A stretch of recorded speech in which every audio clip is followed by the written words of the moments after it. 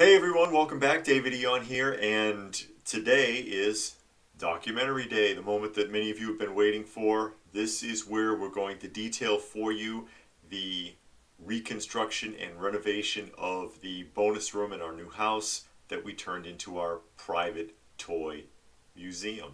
So follow along and enjoy. So let's go on down and take a look. This is the way into the basement. Sorry about the lighting. It'll pick up here in a moment because it's bright in this room. This is a huge bonus room, but it's been very badly neglected by the previous owners. Something that we saw a great deal of while house hunting. Great houses, poorly neglected, and with really shoddy corner cutting construction all the way around. And this is an example of this. You see I have the pile of wood and I've been getting rid of most of it. This is about a quarter of what was in here. I've been carrying it out and I left this one up to show. This is how they had the framing supported to put up the sheetrock. You can see this is not a 2x4. This is like a 1x4, and they just nailed these right into the wall. You see the holes in the concrete where the nails were dug out. It did a lot of damage. And they had the sheetrock right on this. And then the electrical, they just pounded holes in the sheetrock to put in electrical outlets, which is a huge no-no. You don't do this. That's why you use 2x4s for framing, like what was done over here. See, that's framed correctly. So all of that had to come out. I tore it all out so that I can put up proper frames. And there was leaking. There's water coming in. You can really see it right here. And all they did was paint some dry lock on the inside and over the boards, as you can see, because they didn't know what they were doing. I don't know why everybody thinks if you got a leak, you can just paint some dry lock and it'll stop it. The leak needs to be stopped from the outside, which is what I'm also doing. I'll put an end to all this moisture once and for all by digging a trench around the outside and rubber coating and sealing from the outside. I'll put an end to it permanently, and I'll put a concrete barrier up on the outside. Then when this room is dried all the way out, and I got some air circulating over there, and I'll get some more going in a little while. Once this room is cleaned out, I'll dry out the inside of this room completely once the outside is properly sealed here and over there.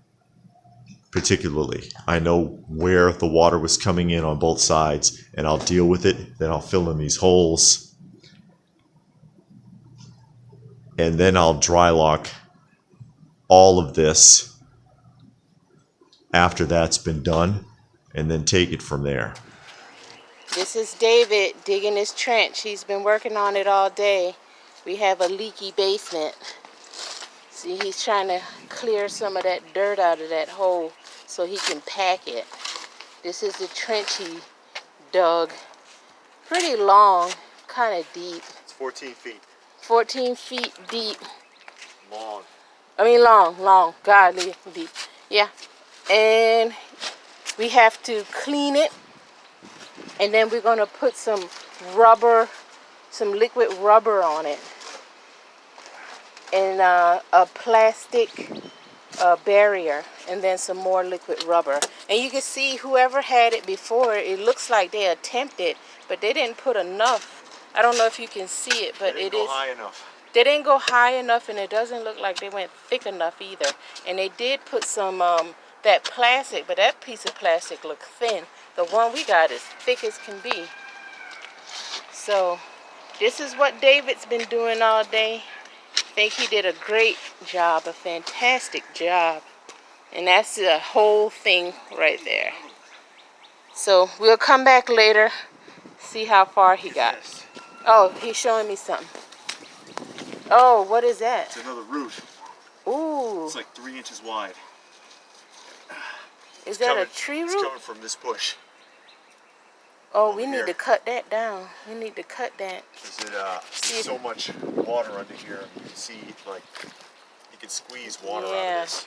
See, you can see the tree root. That is thick. This drain Yeah, was this drain. pointed the other way, Yeah, and so it was just pouring water down in this hole. yeah. And why wouldn't the bush want to reach under here? So David's back at it. He's laying concrete down now to extend out the pavement. If you can see this black, this is a waterproof plastic. He has that up against the wall, but I don't know if you can see it, but it's a black, it's called liquid rubber. We put that on first, and then we put the black waterproof plastic, and then another layer of the liquid rubber. Then he put some rocks down, then filled the dirt back in, and now he's putting down the concrete the hard way because we don't have a mixer. So he's mixing it on the ground there. So we're almost done with this project, and at least the front of our basement should be well waterproofed. Then he's going to do it again next week because we have to do the back. So this is day 2 of our waterproofing project. The front portion of our waterproofing project. Any words, David? No, not really. Yeah, he's not in a good mood right now, so. But there go my David, working hard, getting man work done. Day 2 of the trench work in the backyard. So yesterday I showed you that he had some stuff dug. So he's on round 2, day 2. And David called me out to show me something. Yeah. Let me get... Right over here, if you can get here. Watch your step. Yeah, no, I don't have on the proper shoes. See, look at all Whoa, this look at down those here. roots. See all this? Right? Zoom in. All this here? Whoa. This is like all I've been doing is trenching out roots. Wow, look at those. And they're thick. And they are thick. And if you come over to the fire pit, I'll show you something here. You see the length of the trench? Yeah. You come over to the fire pit. Look at all the roots. It's all roots. We're going to burn that tonight. See, look at this. These are all roots that were dug out of that trench that I've dug. And it's poor trees, but they're getting into the house and causing the basement to leak. This is why you don't plant bushes right up on your house. Or trees that close. Yeah. Now see these other trees, they're several feet away from the house. Yeah, great distance. They're far enough. Yeah, but that especially tree, oh sorry. I'm sorry. Go ahead. But especially because I had the same problem in the front because that trench that I dug was where bushes were planted right up against the house. Yeah. And what happens is the roots, they wrap the house. Yeah. If you ever need to get down there, you can't. You got to dig the whole thing out, and I'm probably killing the bushes by cutting them all. Yeah. And then it draws water against the house.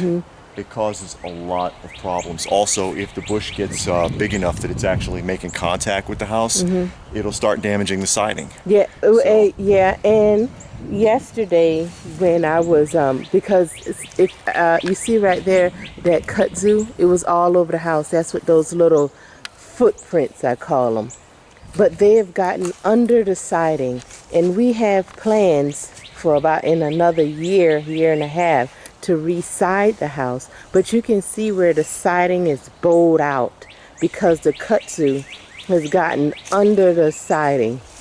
And also another thing that people don't realize about the vines, because it's another reason why we tore it all off, is you see all these black lines that are in here. Yeah, I'm zooming in, pointing them out. See the lizard? Yeah, little lizard.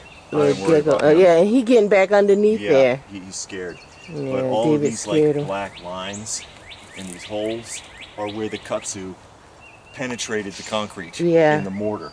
And so that means that anytime the rain is going this direction, if the rain is headed north, because you know it doesn't always go straight down, it goes at an angle, and it goes against this wall, then water is going to get into those holes and seep down anyways. Yeah. So it's it just no end of problems from that sort of, from having plants too close to the house. And because it looks nice, because it's aesthetically pleasing, Yeah.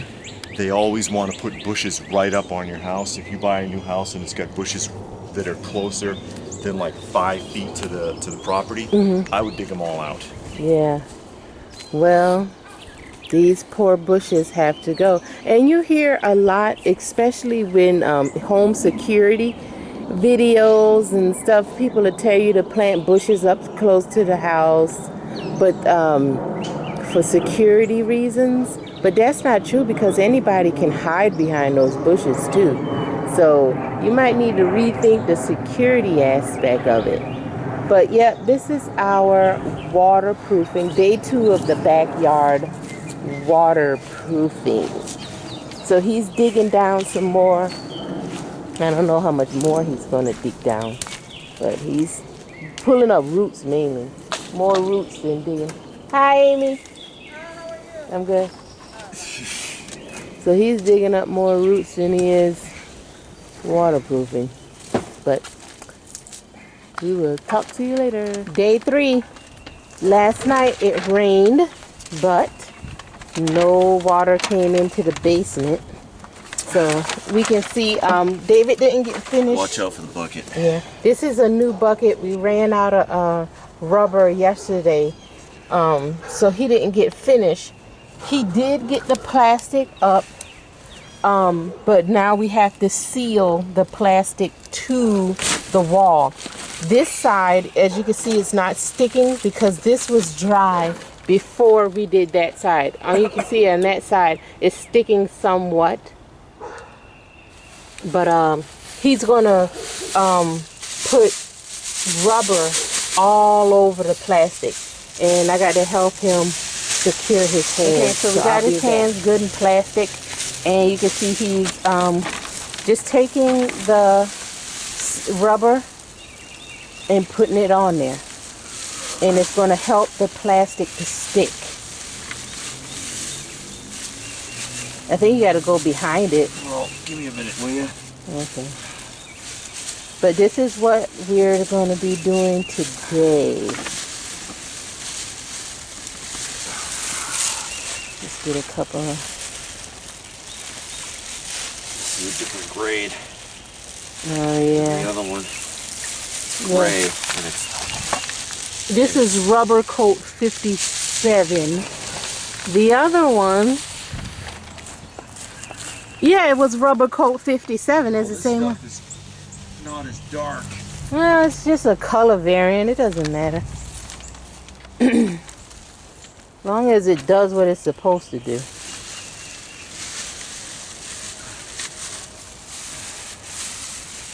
Okay, see, and you can see that the plastic is starting to stick. But it's just going to take a minute because you got to get behind there. And then if you put the rubber on top of the plastic, it's going to ensure that water doesn't get behind the plastic. Okay, as you can see, we got the first coat of dry lock on the walls, and it used, I'll show you the bucket, nearly the entire 5-gallon to do this space. You see. Yeah, and as you can see, we didn't even do the entire room. We did the areas where we had some obvious damage or some discoloration that we wasn't sure of. And we did around the floors on the right where the wall and the floor meet to kind of seal that up. Our intent was to do the entire floor, but we didn't realize that it was going to take up so much. This stuff is not cheap. Yeah, this one bucket, 5 gallons, is $130 at Lowe's. So, and we still got another room to do. So we bought 2 5-gallon buckets, but we didn't think that the concrete was going to take up that much. Well, concrete absorbs a lot of it. Yeah. I was kind of suspecting, but you know. Yeah, we were hoping to do 2 coats. The other room, it only needs like 2 walls done, and the walls are not as big. So maybe whatever's left over, we might can do in here again. We'll see. But we are going to use all that we bought. We're going to let this dry, and then we're going to come back and do the other room, the sewing room, and whatever we have left, we're gonna put the rest of it in here, because we want to try and get at least 2 coats on this wall that I'm showing you there, and this wall right here, especially in that corner. We want to try and get 2 coats. But how did you like using the dry lock, David? It's alright. It's just like painting. It's just a little thicker. Okay. It's not hard to work with. It says odorless, but it does stink. Yeah, it is a pretty heavy odor. Yeah, it's like a chemically odor to it, so make sure you're ventilated. Yeah, we have our air purifiers going because there's no window, and it's only one door, and it's like all the way in another room. So I didn't see the need in opening that and not getting the effects. So this is where we are with the dry lock. Again, this is the first coat, and we're gonna see if we can get any more coats. So we're gonna let it dry until tomorrow. Make sure it's nice and dry, and then we're gonna come back down here and work with it some more. Hi. Hey.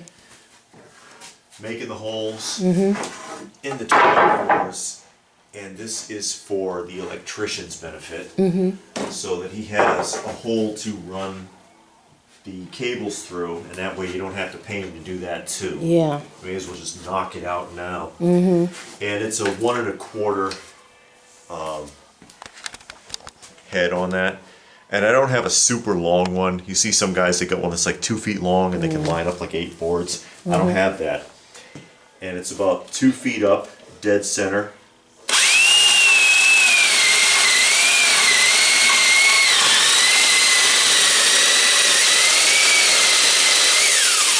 Right, and the reason that I put them back to back is because with that drill, it's going to split on the back side. When you punch through, this will just split open on the outside of this, and you'll have, and it's not major, but you'll have all these shards and whatever. And you don't want to deal with that. Put another board on the back, so it'll be smooth now.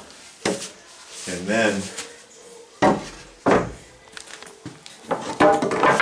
there's your guide for the next one. Okay. So you don't have to keep measuring it. Just put the next board, and I have a third one so it won't punch all the way through. Okay. Line them up so they're all even.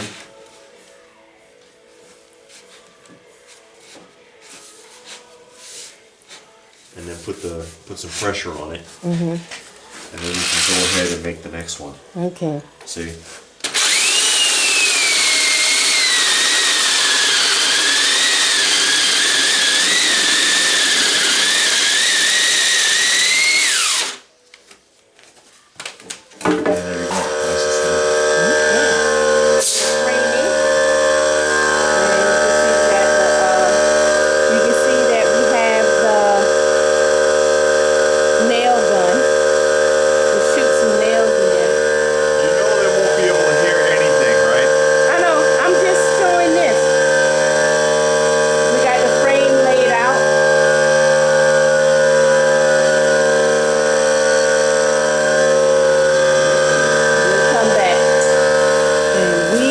Done framing. Yay!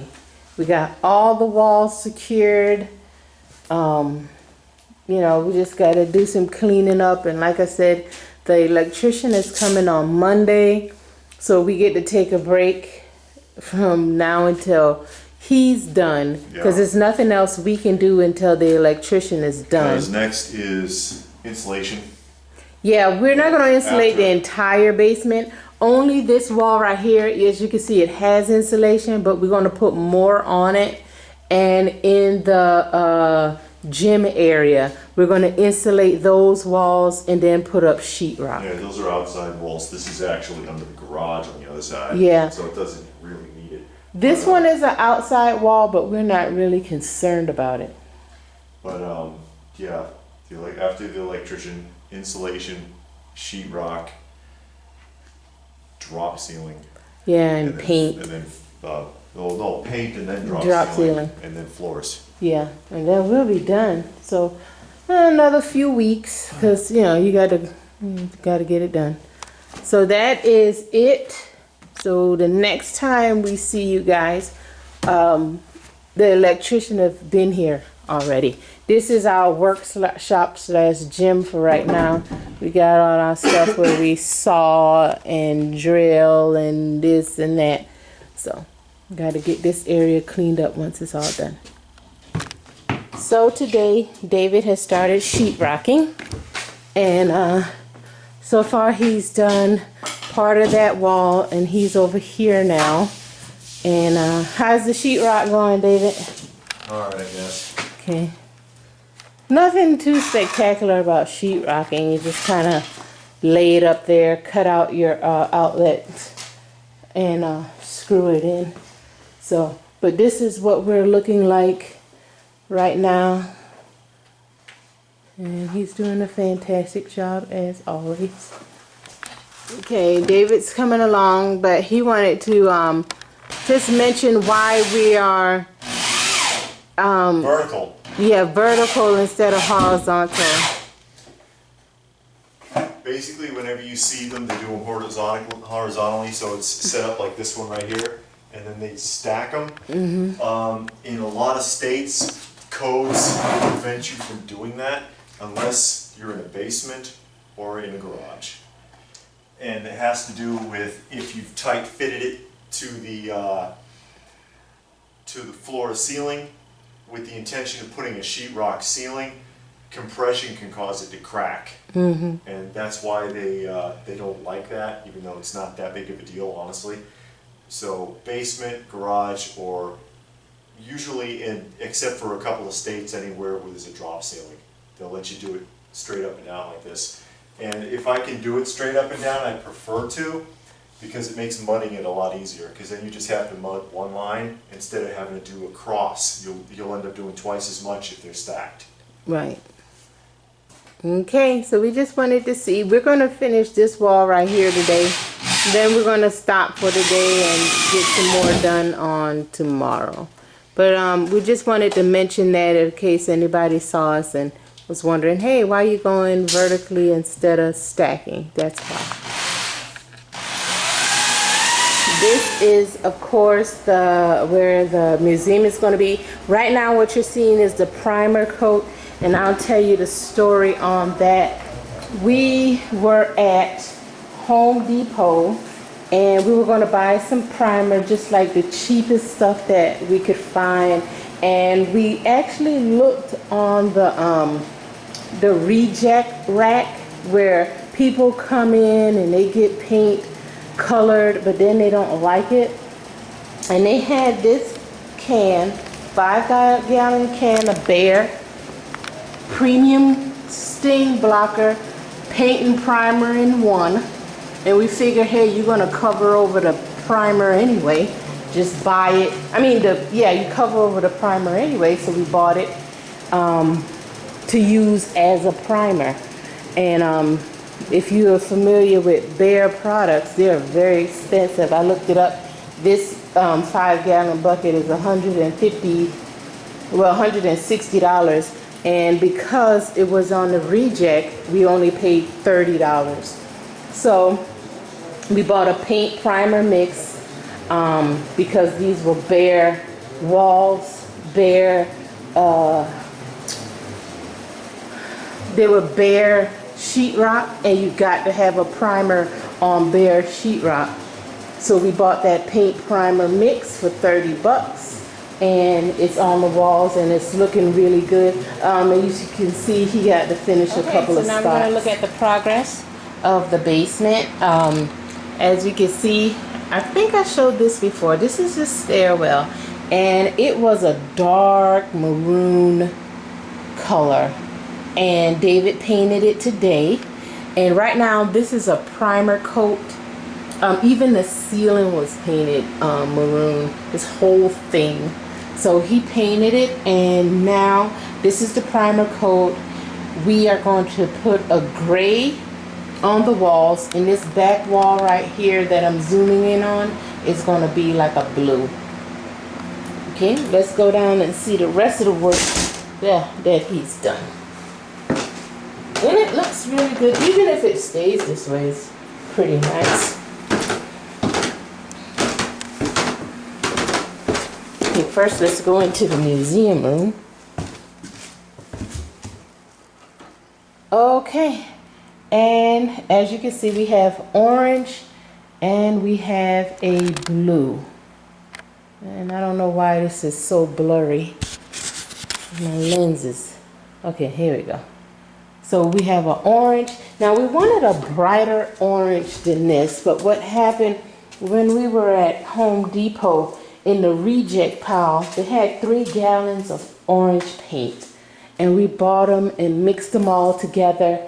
And it came out a little darker than we wanted, but that's okay because the majority of this wall is going to be covered anyway with shelves and action figures. And as you can see, we got the plug sockets in. He did that. We haven't done anything to the bathroom yet, but all of this is painted, and I'm doing cleanup work today. And this is the hallway. Forgot to turn the light on.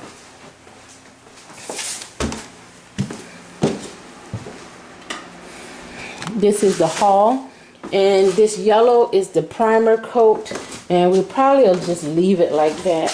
And we had so much of that orange left, we just put it on this back wall. Still got to repair that light, but right now we just have the primer coat up. And this is my sewing room, and the light switch flickered off, but it's painted that primer coat of yellow, and that's how it's going to stay. And all the lights work. They just, I got to change the bulb, and he put in the outlets for the plugs. So that's our progress. We are almost done. I'm going to clean up today, and Sunday we go out and buy flooring. So the next video you'll see is I might film some of him putting down flooring, or just wait and you'll see the flooring. But yeah, that is where we are. Move, crumb snatcher. And the cat. Seriously, come on. Move out the way, kitty. As you can see, The cat is doing all the work. no, he ain't doing nothing but getting in the way. He's gonna lay down right there. You bum. Go on, beat it. We got flooring going down, and it looks amazing. David's been working hard all day, but I came home and handed, lending a helping hand. So She thought I wasn't doing anything.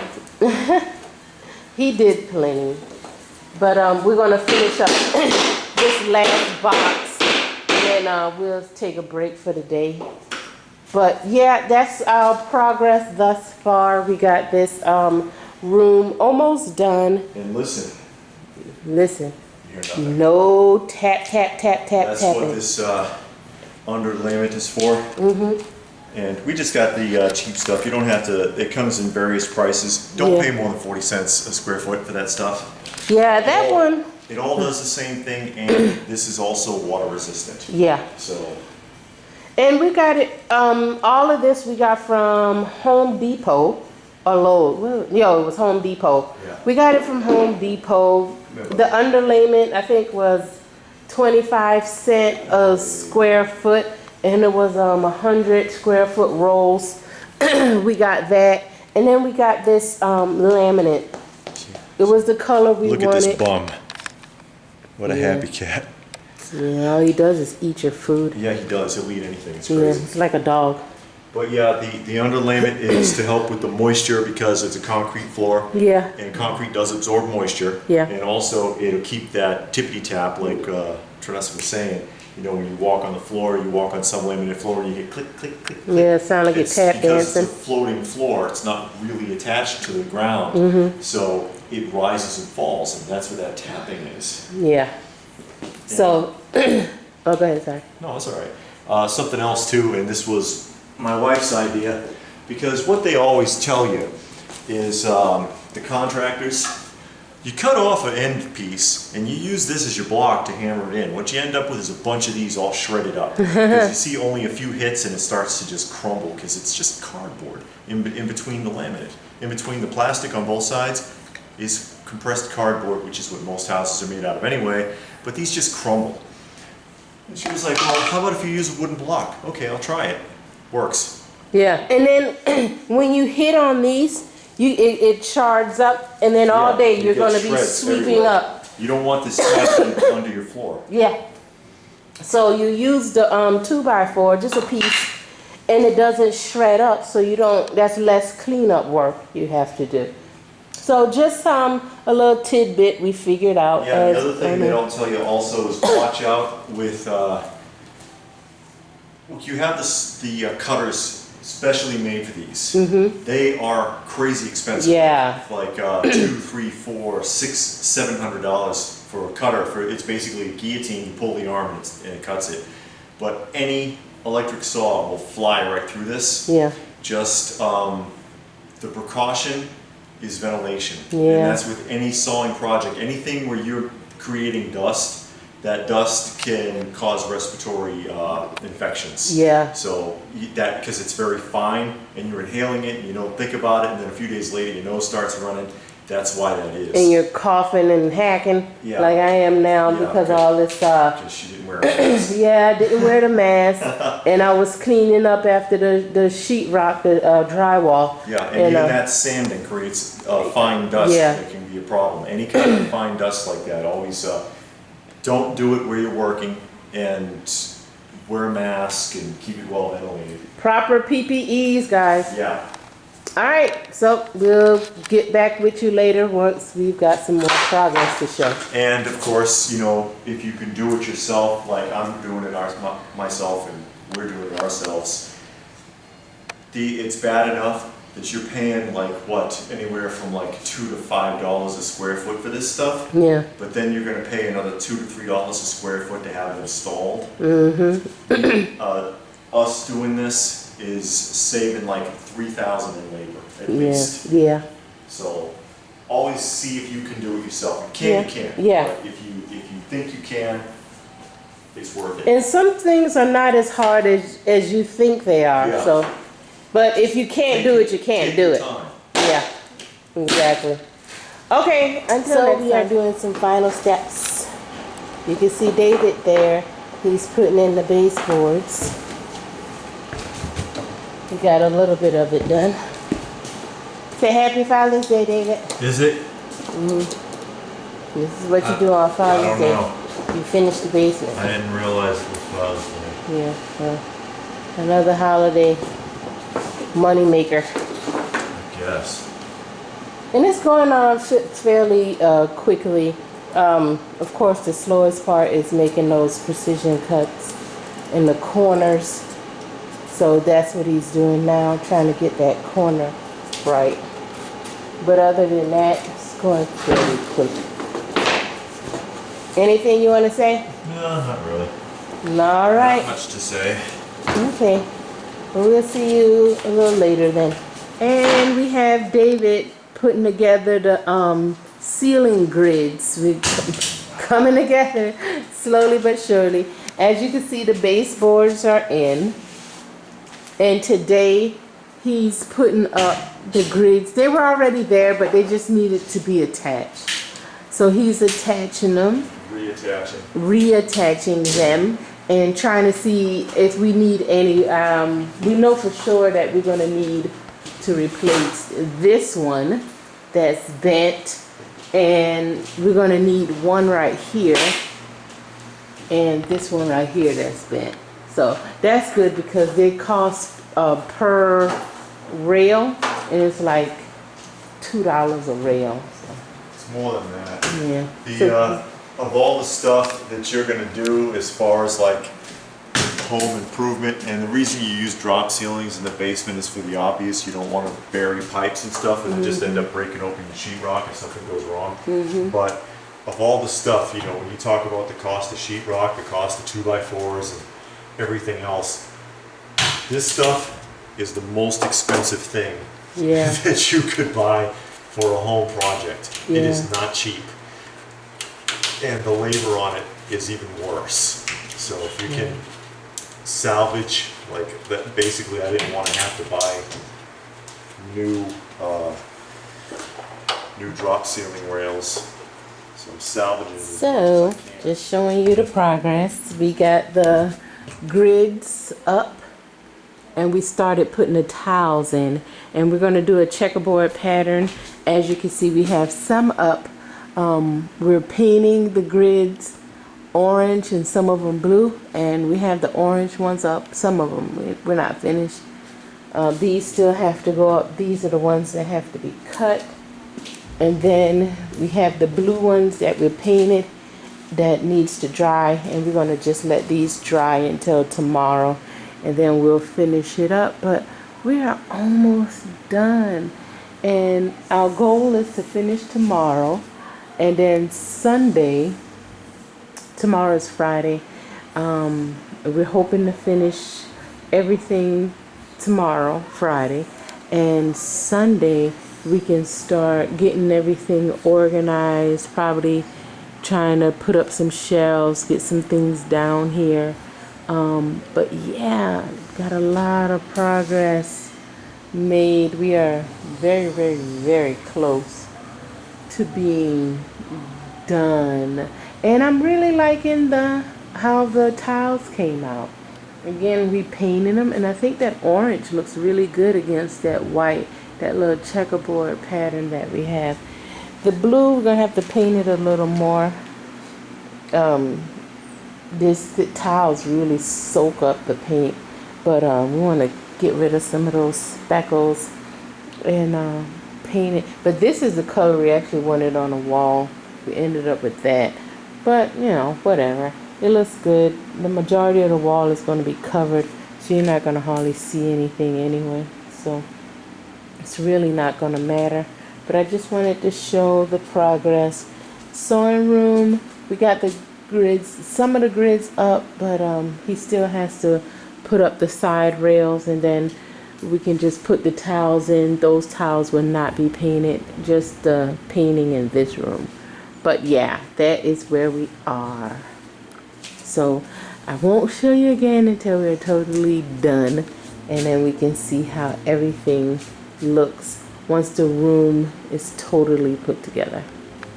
Well, when the tiles are up, before we start putting up shelving. All right, until next time. Okay, today we're doing some finishing up work. We got some shelves hung up. This is my side. These shelves are hung up right now. On this side, we painted some risers so that we can have an idea of where things are going to be off of the ground, because we want nothing to sit directly on the ground. And this is David's side. He hasn't really decided what he's going to do. We spray painted some tables that we're going to display some statues on. And all of these accessories and store displays and all the tables and everything, we got them from stores that are going out of business. Yeah. And so that's something to always keep an eye on. Right now, Payless Shoe Store, Maurice's Clothing Store, and Dress Barn, they're all closing all of their American locations. And so they're selling all the store displays. But there's always some chain or other that it seems like is going out of business. And it's a good time to pick these up. I mean, because like the tables, 2 tables with 1 riser, like $30. Yeah. That's fantastic. Yeah, and we spray painted it. We left the slat boards, we left it white. Yeah. And these shelves were like a creamy yellow, like they sat out in the sun and they got a yellow. So we spray painted it white, and it looks good. And these came from These came from Payless. So they come with the shoe slats. Yeah, There you fits go. right in. Instant shelf. Yeah. Any way that you want to set that up. Yeah, and we also got these center displays, center floor displays. And when you go to stores, shoe stores, accessory stores, they always have this in the middle of the floor with accessories on it. They gave us all of the hooks to go to everything. Yeah, so these, I mean, there's just a lot of options with this stuff. Yeah, it is. Different ways that things can be done. I don't think that goes on that This one. might be a different one. Yeah, but we got the hook for it though. Yeah. But all of the hooks they gave us. Yeah, it's this one. Yeah. Yeah, they didn't care. They just They just wanted to get rid of this stuff.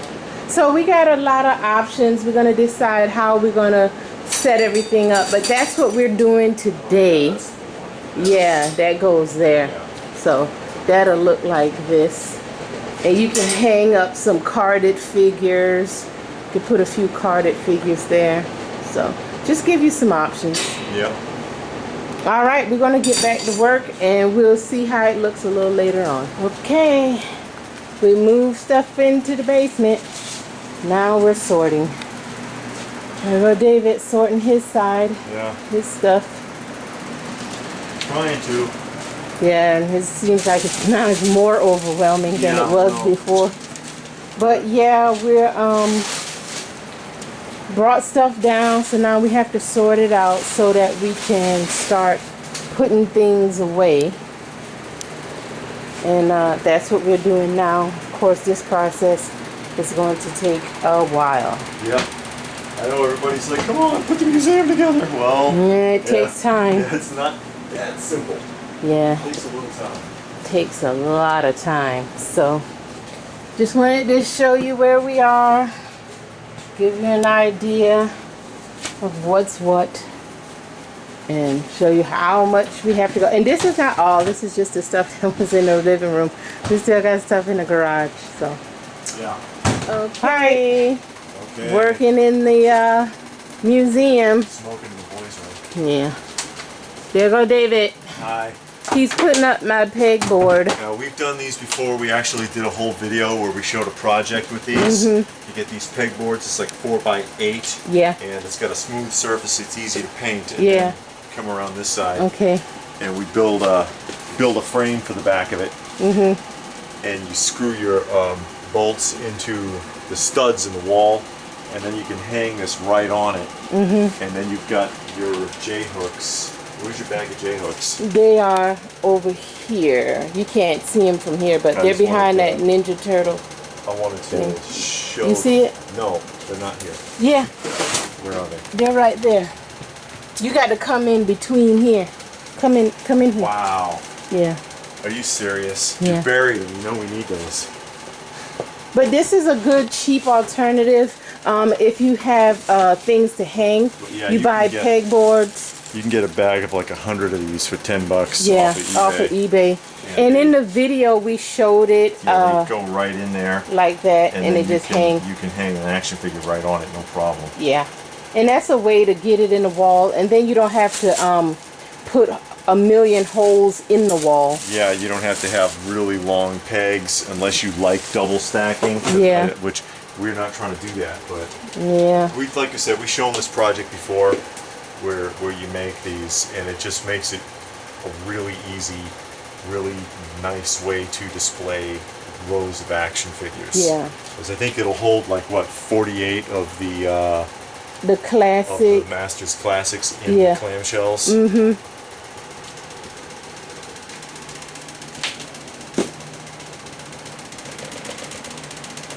This is David's side of the room. This is a display centerpiece that we got from I think Payless. It was going out of business, so they sold all of their furniture, and I just got these up here just to see what they're gonna look like. These are shoe display, and they fit on the slat walls. Here you see the pops. I just have them up right now. Yeah, one of these, and they're transparent, so it gives a floating look to it. And they slide right in on the slat wall.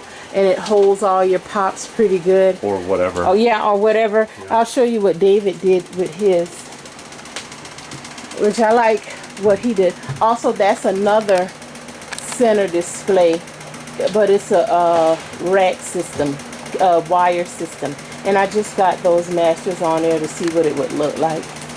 But this is what David did with his. We got some shelves. They came with shelves, and he just put the action figures on it, just stood it up on there, and that's what it looked like.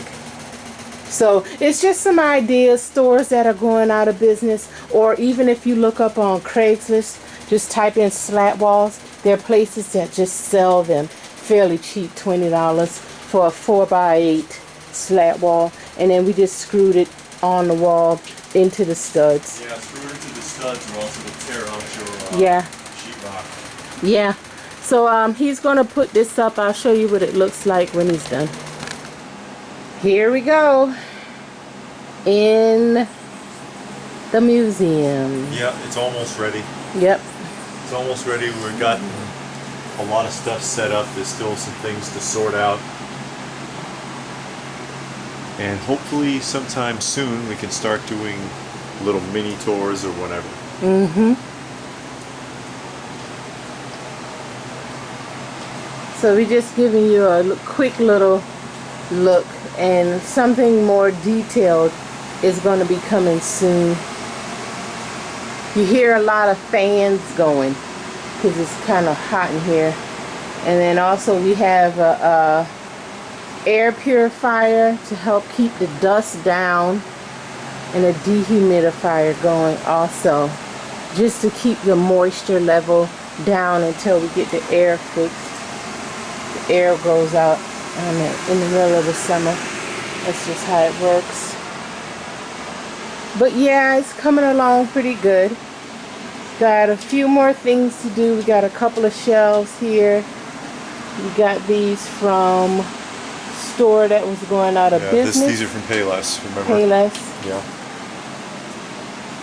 So this is the main museum room, and this is the hallway. The overflow room. Yeah. It's all pops. So far. So far. So again, we're going to be showing you. We still got to finish the ceiling in here, but Yeah. We got another wall back there to put pops on. We just got to wait for shelves to come in. And then on the walls, this wall right here is going to be posters, and this wall David is going to put some action figures on. So we still got quite a few things to do, but we did get a lot done, as you can see. yeah, still a work in progress, but Yeah. this is basically the finished product. Yeah, we got the majority of it done. So we just wanted to give you a quick look so you can see what we're doing, how it's coming along. Yeah, so like, please do let us know what you think of the overall setup. Any suggestions, or does it inspire you at all? Let us know. Yeah. And like I said, we're planning on doing some mini tours in the future, different sections, Yeah. or maybe an overall room tour or whatever. We're open to suggestions. Yeah, so that's what we have for now. So until later, we will see you later.